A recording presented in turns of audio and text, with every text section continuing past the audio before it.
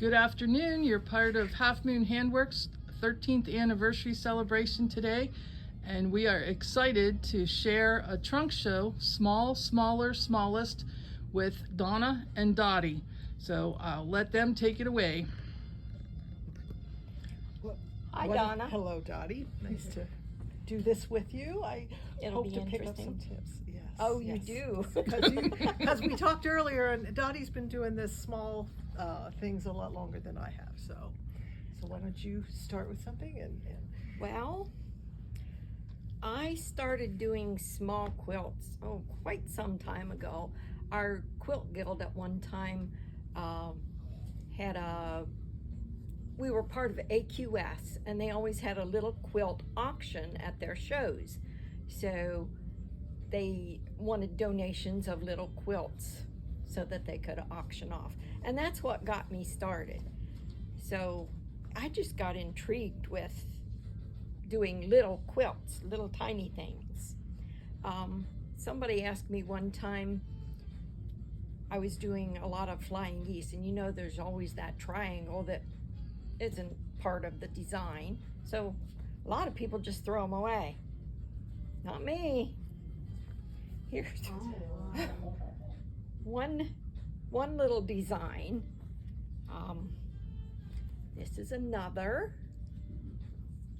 So you can make cool little things with your throwaway pieces. This one was, well, actually it wasn't scraps. I purposely did this because I wanted a pink and brown one. I do a lot with Civil War reproduction, and well, I'll just go through my stack here. This one is just a cute little thing with tiny little buttons on. Here's another one.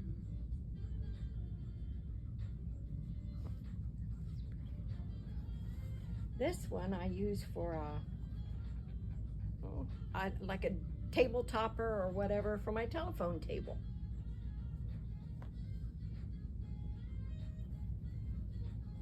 And this one I use on the top of my antique tea table. I have to save that one. I have to show you that later. Here's another one.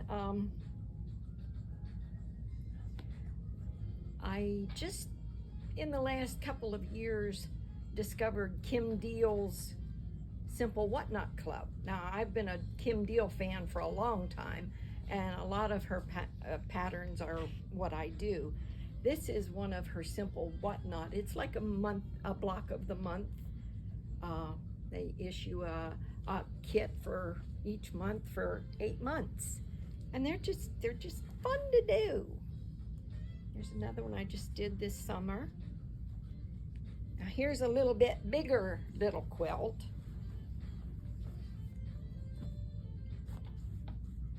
It's got some applique on it. My daughter said they look like turkey feathers. Is that a Kim Deal pattern? Excuse me. I believe it is. It kind of reminds me. And this is one of Kim Deal's.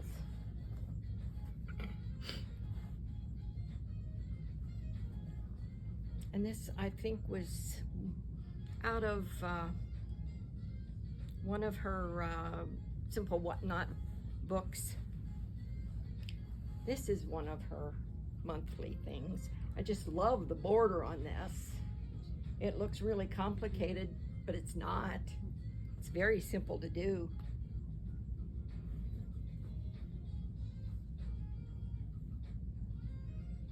Little baskets.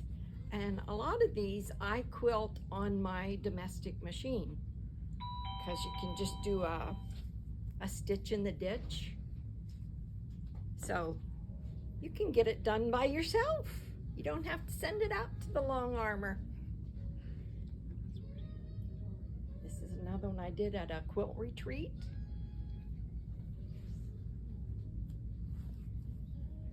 This is one, it's called Hard Crackers. It's in a Civil War reproduction book.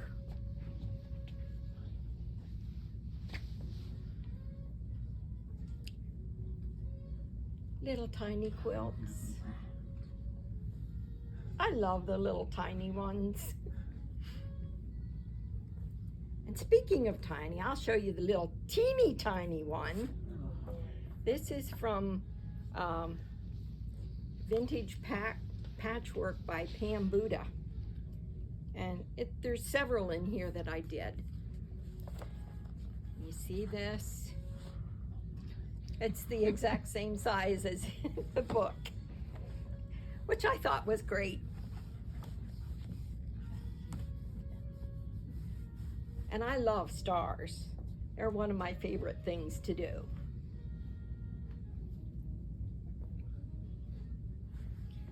And this is one of the first ones I did. So it's not as teeny tiny pieces, but it's still fun. Then here's a couple that I haven't gotten quilted yet. This was a Kim Deal pattern. Now I changed the flower because I didn't like the one she had on it, so I did one I like better. This is my last one. So, but they're so much fun, and you can get them done in a couple of days. So that's all I've got, Donna. Well, so I haven't been doing this small stuff as long as Dottie has, but I got started kind of the beginning of this year. I said I need to do smaller things because I basically exhausted my relatives to give quilts to, and so I don't have a lot of room in the house. These fit nicely. So Deb had me do a cuties pattern for the shop, and with what was left over, this was my first venture into doing something small. These middle blocks finished are 1/2 inch, so you started out with 1 inch blocks, and these were 1.5, so they ended up as 1. And it just was a lot of fun. However, you probably agree with me, and maybe not, maybe it's just me, but when I do something small like this, I have to go slow, because Yes. if you're off, it is going to show so much more. I mean, if you're off like a 1/16 of an inch or an 1/8 of an inch, that's like half the block practically when it's that little. So you have to be careful. So that sort of started the whole ball game with that. And then Deb had some books that were, it was called Teeny Tiny Quilts, and she asked if I wanted to play around with it. So of course I said, yeah, let's do it. So what it is, it's the patterns are all small, smaller, smallest. Okay, so the small is really not that small, okay? That's the small. This is the smaller of that particular pattern, okay? And this is the smallest in that particular. This was really a very easy pattern. It's all straight, straight stitches and things. Yeah, great way to use up scraps to small pieces and things like that. And then another one in that book, which I really like because, as you said, I love stars too. I think stars are great. And so I didn't do the small, I only did the smaller and the smallest of that one, which kind of drove me crazy, I'll admit, these stars. And don't look too close, but but it was fun. It was fun, and I changed it. Obviously, I changed the color scheme from the book. I wanted something that would look a little Amishy, and so I changed the colors. But then it just kind of grew from there. This one is not quilted yet, but it's from a book that we actually have at the shop here. It's called Tucked Away Treasures. We actually have lots of copies of those, but this I thought was just fun. I might have to look at that. Yeah, it's a fun book, okay? And the rest of these, I'm not sure if they were from this one or if they were from another one, but this, we got this fabric that I used for the background here at the shop, and I just thought it was so pretty. So I had to find something to use it in, and so that's how this one was born. Again, like you said, this one too looked a lot harder. This was not a difficult pattern at all. It looks a lot harder. And then one. Again, I changed the color. It was a much more reproduction fabric type of look in the book, and I just didn't have that. Again, they were fabrics here at the shop that I really liked, and I thought I have to find something I could do with that. This one is one of the smallest ones I did, and that all with scraps, all with just little leftovers from, because it didn't take that much.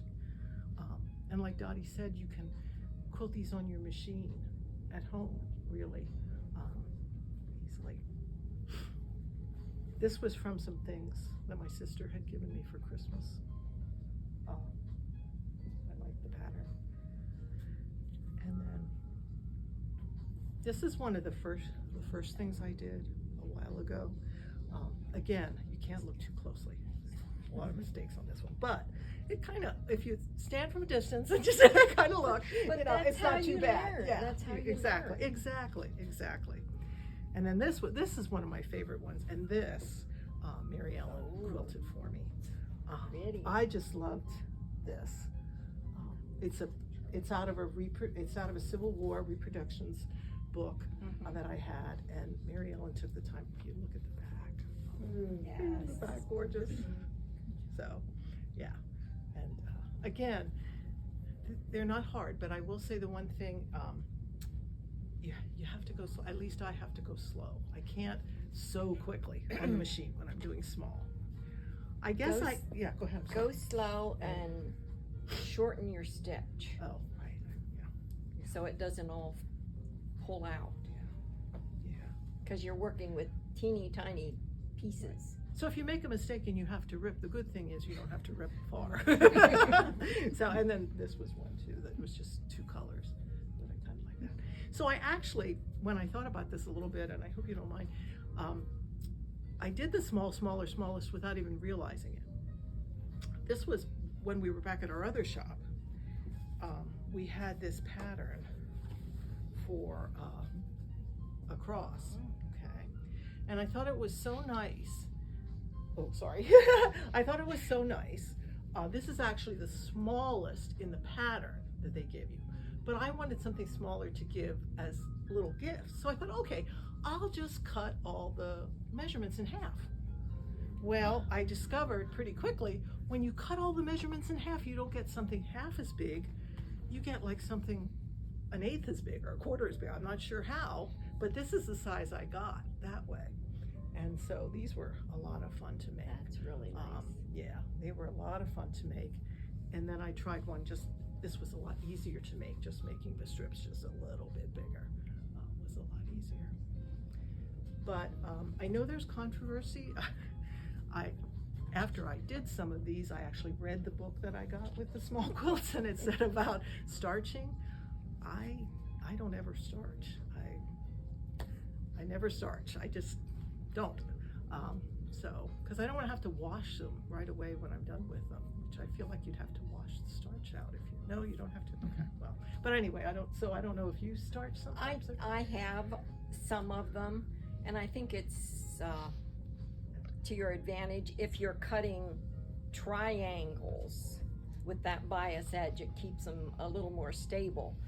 But if I'm doing a half square triangle just by sewing the squares together and cutting them apart, I don't necessarily starch.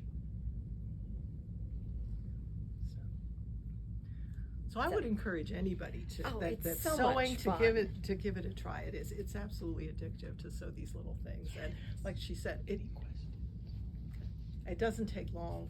It doesn't take necessarily very long to finish them, depending on how long you sew it. So, any questions, anybody, or? Is it harder to do small miniature quilts than it is to do a bigger quilt? It's not harder, you just have to be more careful, more accurate with your seam allowance. Yeah, I would totally agree. Almost always with the small ones, I found it better to make sure I was doing a scant 1/4 inch Yes. than a real solid 1/4 inch. Yeah, because it's surprising how much fabric, like if you sew it and open it up, how much that little fold takes up. So a scant 1/4 inch is usually pretty good on these tiny ones. And pressing. Oh my gosh, making Yeah. sure that you press the dickens out of it after every scene.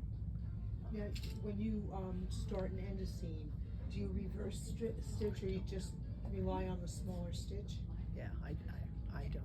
Well, and it depends on whether you're gonna sew over that seam again. If it's an outside, on the outside, I will back stitch. Like here, Mm-hmm. in here, no. That makes sense. A lot of sense.